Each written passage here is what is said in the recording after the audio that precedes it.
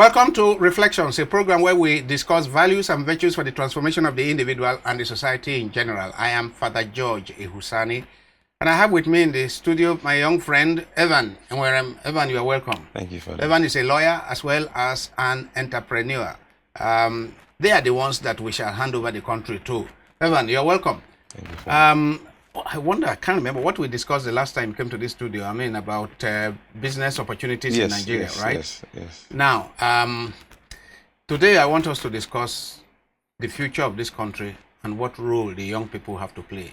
Young professionals, young elite Nigerians, and what the future of Nigeria should be and what their role should be. Between the last time you came here and now, that's over a year, right? Yes, Father.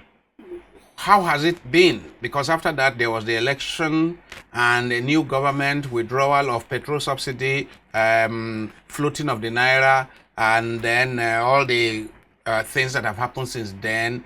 A number of businesses, Manufacturer Association of Nigeria tells us that thousands of businesses have been closing, and then airlines are going away. All kinds of businesses, pharmaceutical companies are folding up and going away, and so on and so forth. But those in the government are telling us that, oh, we were going bankrupt as a nation, and that if they didn't take all these actions, we would have gone bankrupt now. Well, I don't know what it means for a country to be bankrupt, because I think we have been bankrupt all the while. Yeah, but then they said they had to take all these actions, and driving here today, fuel queues. And it is intriguing for me because fuel was 195 naira per liter. And then you said it's because of subsidy. You remove subsidy and sell it at 650. And in some places, 690. And fuel queues have returned like never before. So people are paying 4 times what we used to pay and are suffering, sleeping in the petrol station, suffering seriously at the same time as NEPA tariff, electricity tariff have increased threefold, and people are not seeing it. I don't know whether we belong to band Z or band Y, because we hardly have 1 hour in 24 hours. So I don't know. But you live where you have band A, right? Well, that's what they tell us, Father. But you don't get 20 hours. We don't get 20 hours. So we're told that if we don't get 20 hours, then we won't pay. Oh, if you don't get 20 hours, you won't pay the tariff. Okay, good. So, Nigeria, this is where we are today. We are faced with abject poverty. The majority of our people are poor. Majority of our people cannot take care of school fees for their children, cannot take care of medical bills, can hardly eat.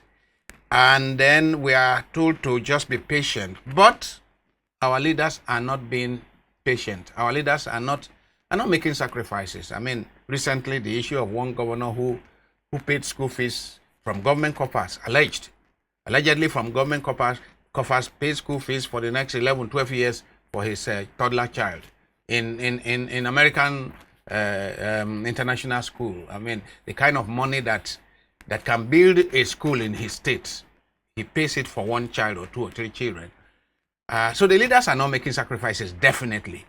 But the people are dying every day.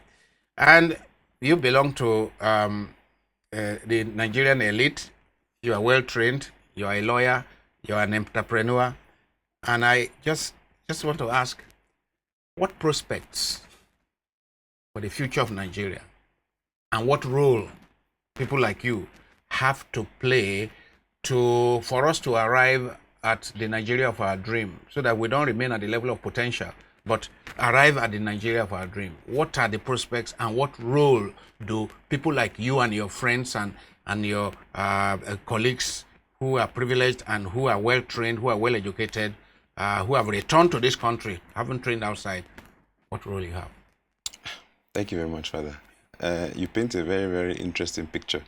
I mean, dialing back from the last time I was here to now, a lot has happened. A lot has happened. A lot has happened. Very positive things, right? Well, Father, we want to remain positive, but we must be frank and we must be realistic about what is happening. A lot of things have happened. We are told some of them are for the good, so we wait for when will yield fruit. with hope when those things will yield fruit. But what must be done is to give a frank assessment of where we are. Where we are right now is in a... I almost thought it was a transitionary process, but I think right now the transition has stopped. We're stagnant at the moment, in the sense that we have a new government who, if we're honest, took over reins of a previous government which had done a lot of damage. By the government, I mean people, agencies, and personalities within that government that did a lot of damage. I mean, we were all, scandalized by what happened with the Naira and the redesigning and all that happened prior to the election. Subsequently, we were told that that was done for security purposes. But since then, the Naira still hasn't quite found its feet since that move. And then we saw what happened with the Nigeria airline, or whatever they call it. Yes, the Nigeria Air, which incidentally we were told that the former minister has now been invited to answer some questions relating to that debacle. But more importantly, the ways and means that was even taken out with the approval of the outgoing National Assembly, that's part of the issues that we're still facing as a country at the moment. We are just printing Naira. We're just printing Naira with nothing to defend it with. Which, if you speak to any economist, I'm not an economist by trade, but if you speak to any economist, they'll tell you that that's suicide. It's not done anywhere. I mean, it was done during Idi Amin's Uganda. Literally, Father. Just print Naira. You just print Naira for the sake of printing it. So, Father, that's where we started from, and where we now proceeded to with this new government was, some people said it was a bold move. Some people have also argued that it was a bold move without planning, almost like jumping into the ocean without having a life jacket. So now we're trying to put on the life jackets. And those who argue that it was a bold move, those who argue that it was a bold move but without planning, for me, they are correct in the sense that those policies were announced when you had not even announced the cabinet. Right. You had no cabinet. Right. So policies that are going to seriously hurt the people, you announce it, they begin to take effect immediately, but no government. No managers. That's why I say, Father, so I must be honest. So the thing about it is, any right-thinking person will look at the current composition of this government or these managers of this government and will see one or two bright lights. But the issue is, we are in a position where we cannot have too many people pulling the ship backwards. Everybody will be pushing in the same direction. That's why we find ourselves in a position where we are told subsidy has been removed, but we are also aware that indirectly subsidy has not really been removed, because what is happening with the dollarization of our economy in conjunction with import of crude, refined products, informs us that the subsidy is not truly gone. No, even import of crude. Aren't you shocked to know that Dangote refinery is importing crude oil from America? Exactly, Father. Can you understand that, the logic? I read that. It's scandalous, actually, Father. That's the only way to describe it, because we were told, and we were, we're under the impression that by now we should have been enjoying the fruits of the newly launched and newly working refinery in Lagos. We were also told that by now the refinery in Port Harcourt, we were told by December it would have taken off. So, Father, so that's why I said, so like we're in a state of flux almost, but the flux has stopped. So you can, normally flux is when the gears are turning and they're turning, but now it seems that it has almost ground to a halt, because you have the issues with the fuel scarcity and the fuel queues. You have the issue with the dollar and the yo-yoing of the value of the naira. You also have issues with the electricity tariff. You have issues with the workers not even being enumerated as much as is a fair wage in this current economy. Then you also have, must be said, certain Nigerians, unfortunately, who are taking advantage of this and punishing the people. You have so many businesses that have been shut down for unfair practices in terms of pricing. So it's a mishmash of the people on one hand are being pushed, and some that are supposed to help with the pushback are adding to the pain of the people. So, Father, that's where we are now. As a young professional, I must say that actually this is the one time I can say to all intents and purposes, young people are actually doing what they're supposed to do. Because young people who are in tech, who are in the entertainment industry, who are in the arts, and even who are in business, Father, are doing very well. But the thing is, they are doing very well in spite of the challenges. Not because of the government, not because of the government. In spite of government bottlenecks and protocols. So they're doing the best that they can. And but the thing about it is, this is a small microcosm of a larger population. So put it into strict terms, there's only so much that they can do. So within their sphere of influence, I have a lot of friends who are doing well. I have a lot of friends who, by as far back as October, November last year, raised the salaries of their employees because they felt, with all sense of dignity, there was no way they could continue moving forward and people being paid what they were paid, and how the climate had been made very, very inconducive for a decent living. So, I mean, that is on one hand. But there are also people who are even trying to get into business, and it's made very difficult for them. I mean, like I said, so it's like I just read recently a young person who incidentally happens to be a friend of mine who I went to school with, Engineer Uzoma Magba, who is now in charge of the credit loan scheme that was promised by the president. That is a bright light, I think, if it's managed properly. Uzoma is somebody who I know very well. He incidentally also worked under the previous minister and did amazing things for the Minister for Trade and Investment. So, for me, that is something that, if managed properly, can be, for business owners and for business people, if you qualify and if you do the right things, that is a credit scheme that can, help you at least create an impact or make a life for yourself. But that is like a drop in the ocean. It's like it's a case of a leg is burnt and then you're only treating just the top of the leg. The whole of the leg still remains badly damaged. So, like I said, it's something that we have been told by a lot of leaders that we should be patient, that the decisions that they're taking are for our ultimate good. But in the meantime, you have a country that is balking at the pressure being thrown from various directions. Now, the leaders who say that the people should be patient, as I said at the beginning, how are the leaders modeling that patience? How are the leaders making sacrifices in order to inspire the people to be patient and go through this suffering? Well, Father, that's a very, very great question. So, I'm a young person, and I grew up learning from my parents, who set great examples as far as I'm concerned. So half of the time, they didn't have to tell me what to do. I just had to look up and see what they were doing and key into what they were doing. Those were where I learned values on morality, on, just being an upright member of society. You have a situation where some of our leaders, must be said, don't really exemplify these attributes. You alluded to earlier on off camera, certain people who are currently under investigation for obscene amounts of money, it must be said, Father. It's some of the eye-watering amounts that you hear. It makes you wonder. A situation where over $700,000 is said to have been paid upfront for tuition. And then you wonder, in that same state, how many schools have been built? Or forget about even building, how many schools have been revamped?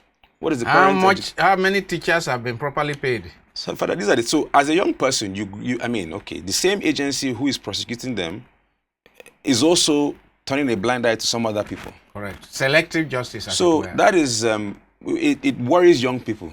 I talk with a lot of people and it worries them. And what is happening, I see, it might lead to a point where very soon there's a lack of respect, a lack of recognition of that authorized body which is supposed to carry out these things without fear or favor.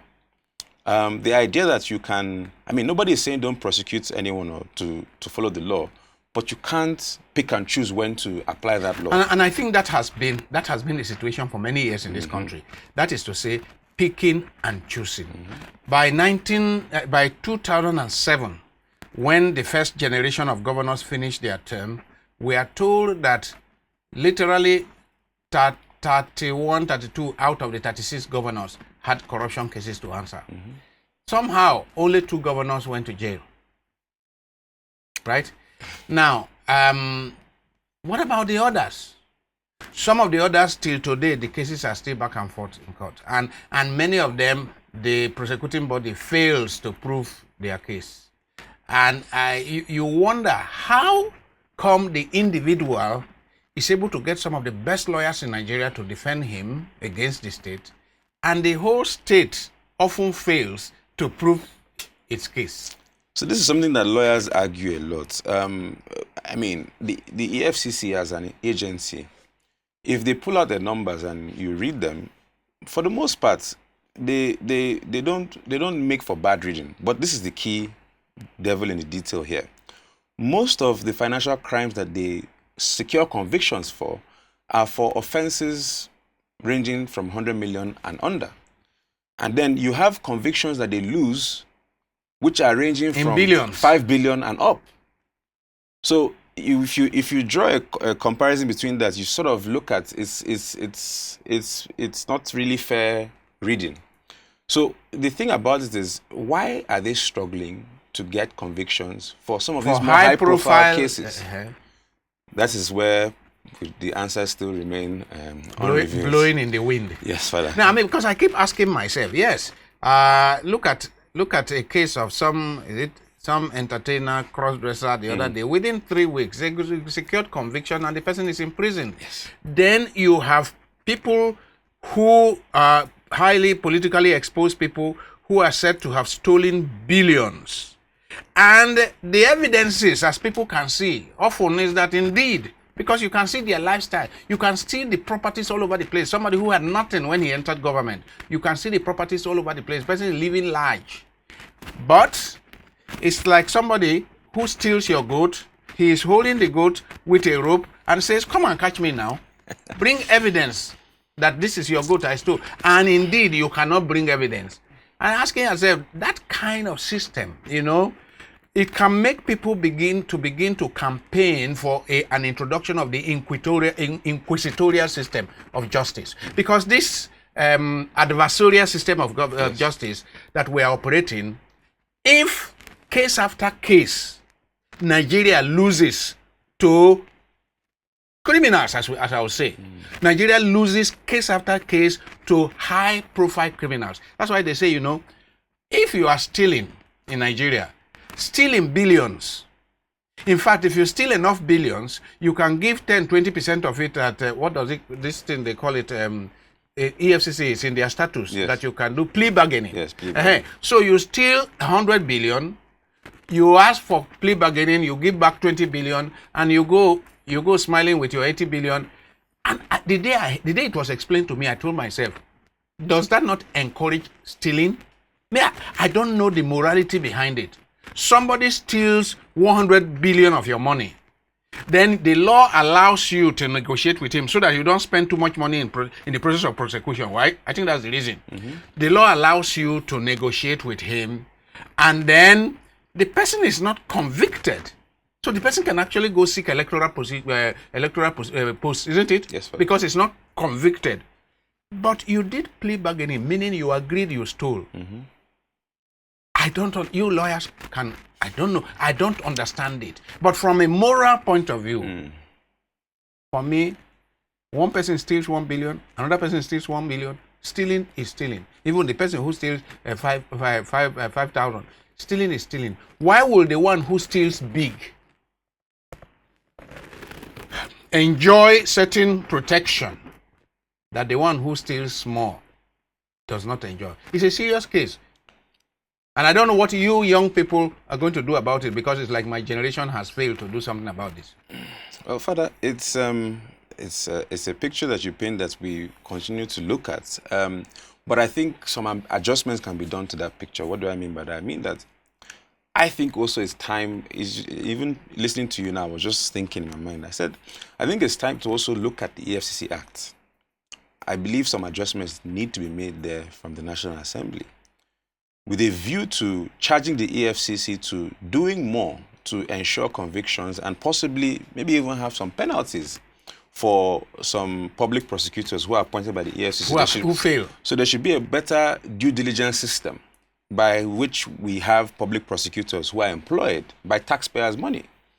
Because if it's a quota system, supposedly, if you're constantly losing cases that you bring before a court, there should be a penalty of some sort. Yes. I also believe that, it's something to be looked at. There's certain amounts that, when you hear that they're stolen, these are amounts that can sustain a generation almost.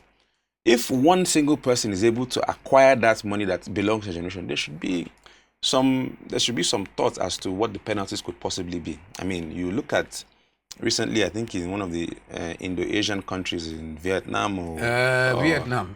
I think it was Vietnam. There was or either Vietnam or Myanmar, one of these. Yes, a businesswoman who stole billions as well. And this person is not even in public, this is a private person. Yes. And stole billions, has just been sentenced to death. Now, while I don't believe in the death penalty. We don't believe in death penalty, but there should be some serious penalties because that is I believe the thinking for that, not only to deter people from stealing that amount of money, but because when you have stolen that money, that's money that would have been used for schools. You have deprived a lot of people of even basic things in life. For healthcare, for security, for infrastructure. So when people die on bad roads, that's the money that would have been used for that. When people go to the hospital and there's not enough equipment to save their lives, that's what the money would have been used for. When people don't have an education to fend for themselves and, they end up either committing suicide or doing something negative, that's where the money comes from. So I think that's a starting point. Young people as well have a role to play. I must say, as a young person, we're doing our bit for the most part.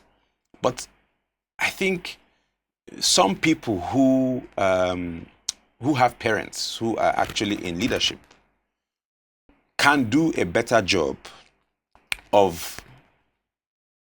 Some of them might talk to them privately, but coming out publicly to challenge some of the views of your parents. Okay, come out publicly to speak. I think you have to come out publicly. I think even if you don't come out publicly, you have to at least support those who are coming out publicly. You have to exhort the people in power to say, this is not how to run you are ruining our future. I think it's important, Father, because the thing about it is a lot of people, particularly leaders and people in authority, they almost feel invincible. But when you have some pushback from those closest to you, when you have some blowback, when you have some, disappointment from those closest to you, maybe that can be what would shift the tide. So I think that is the next thing that needs to be advocated for those. We have a lot of people who flaunt this wealth on social media, Father. That's the only way to say it. And sometimes they do it, in a bubble, not realizing what is happening around thoughtlessly, senselessly. So that's a starting point. As a young person, some of them, incidentally, my friends, I talk to them. But I think the onus is now on them to find a way to engage with their parents and to show them what is, because it must be said, Father, some of these people are so insulated that they have no clue what the common man is facing. They don't go to the slums. They don't have a clue. They don't even go to the markets. They have servants and nannies and whatever that do all the shopping. They are not in touch with the reality. So, Father, there's that disconnect. So I think there has to be more of a synergy between young professionals, privileged young people who are also on the street trying to make a living. There's this hopelessness that comes from most young people on the street now, in the sense that they are looking for a way out. They're looking to jackpot. They're looking to, make a quick hit. That's why there's the rise of gambling and Bet Nigeria and the rest of them. The reason why this is because there's this feeling that there's no hope for them. There's nothing to aspire to. So the only thing they can aspire to is a quick hit, a quick hammer, as they say. But the problem with that is, even though some people have made it, there's only so few that can make it. So that cannot be the pathway for everybody to make it. Everybody cannot be a global celebrity. It's impossible. How many people can be hush puppy? Meaning, global celebrity in stealing. How many people can succeed to the level of hush puppy? Father, so these are the things. You look at what's happening even with the Guinness World Book of Records, where Nigeria is intent on probably being the country with the largest amount of records broken. Now, I'm all for people aspiring to do more than the average person. But we as Nigerians must be honest with ourselves. It's not for everybody. You have to find something that you're good at. Yeah, I mean, I guess we shall have another segment to discuss this. But the point you are making, which is very important for our young people to realize, is that when you look at the Burna Boys and the Wiz Kids, and you look at the kind of celebrities that have made a lot of money, we have a lot of our young people, including children in the slums, that is their target. Like you say, they want to hammer it. They want to, at the age of 22, ride Bentley. They want to ride the Lamborghini at the age of 22. And it's like it is 0.0005% of people that can never get there. The remaining 99.999 people will not get there. So we are creating an environment where people will be depressed, where people are going to run mad, because it's social media, especially social media, is setting a standard that the overwhelming majority of people will never reach. I think that, and what it's doing as well, Father, in addition to that, is creating a sense of desperation. So with desperation comes ill thought out decisions and ill thought out actions. What that means is that, for example, and I use myself as a personal example, I got to the point at some point in life where I asked myself, okay, I went to law school, I was practicing, but I asked myself, is there something else I can do? Can I also further myself? So at that point, before then, actually before even law school, I was an avid footballer. I still play football. But I have friends who from university went on to the academies to try and, Professional, immediately. to try and push their career. Now, I mean, these are people I played with. Some of times I even bested them on the football pitch. But I was realistic enough with myself to tell myself that that probably wasn't my path to take in life. Even though you hear about the Mbappes of this world and the Messis and the Ronaldos and how much they earn. So it's a natural inclination to want to take that as a pathway. But at some point, you have to be honest with yourself as a young person. You have to find your path. You have to find your lane. You have to find your niche. Why we are blessed in this country is because we're still a very young economy. We're a young country. So what that means is that nothing is saturated. Meaning new areas of enterprise can come up in future. New areas are constantly coming up, Father. All it means is for you to key into something. That's a positive note on which we have to end this discussion. Yes, that whereas everybody cannot be Mbappe, everybody cannot be Wizkid, everybody cannot be this, but that new areas are developing. I mean, 25 years ago, did we know the entire IT area that is engaging hundreds of thousands of people today? Did we know it will come? So it means new areas are coming now with IT, with whatever, artificial intelligence, AI, all kinds of things will open up that we do not know today. So it is for us to be open and to be creative and be innovative, and a lot of things will come. That's a positive note. I've been speaking with Enwerem, who is a lawyer and entrepreneur, discussing about Nigeria and what has been happening in the last couple of months in this country and how hard things are. But I'm happy that we have ended up on a positive note, that human beings have creativity. Human beings can easily adapt to environment and conquer their environment by developing new skills and developing new tools and so on and so forth. I pray that we will be able to harness the new opportunities that are coming up so that we can find our place in the community of nations. Thank you very much. Thank you very much. Thank you. Thank you.